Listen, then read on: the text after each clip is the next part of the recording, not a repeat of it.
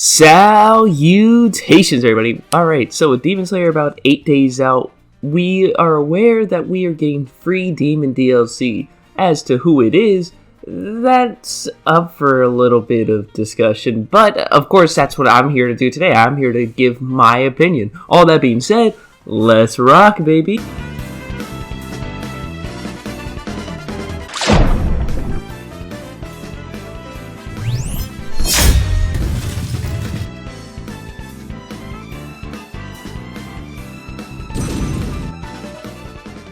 Alright, so based on the fact that all these demons are dropping in 2s, we can confidently say, or at least I can confidently say, that Enmu and Akaza are going to be probably either the 2nd to 3rd DLC pack just because of chronological order, and then we can pretty much guarantee that Yahaba and Suzumaru are playable as well. Now, if they decide to put Yahaba in the game, I have a feeling that he is probably going to be one of the characters that stands out as very, very different. Just because, as a fighter, Yahaba does not fight the same as any of the other characters in the game. But that's semi-off topic, because there's at least 2 more characters that I didn't cover. And for the most part, I can say Rui is like another confident pick. Like, it's really hard for me to look at like everything that Rui has done in these trailers and be like, nah, Rui won't be playable. But there's one character left over, and some people are saying it might be Muzan, to which I will turn that down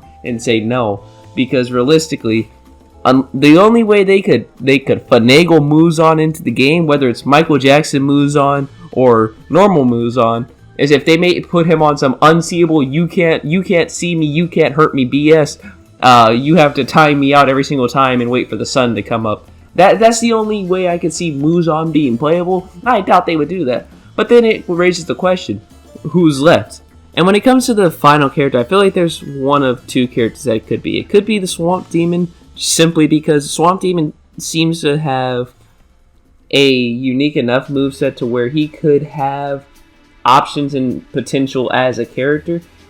Everything that he's done in the story mode trailer, I feel like could translate well to a character's moveset with some slight changes.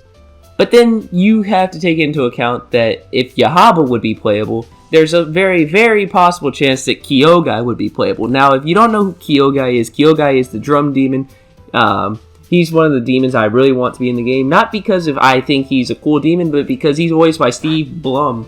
But that's off topic. You see, Kyogai being playable would also essentially mean that we have a second character who utilizes ranged attacks versus just up-close fighting, which in effect would make Yahaba seem a lot more fair, but I don't know. What are your guys' thoughts? Are there any demons you think could be in the game that I didn't say?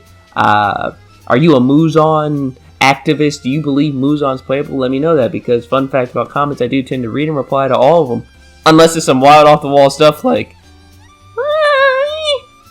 because I'm not going to say all that. And hey, if you're new here, why not consider subscribing? I mean, you made it all the way to the end of the video. Granted, it was a short one, but, you know, you made it to the end nonetheless. That means I must be doing something right. All that being said, cut!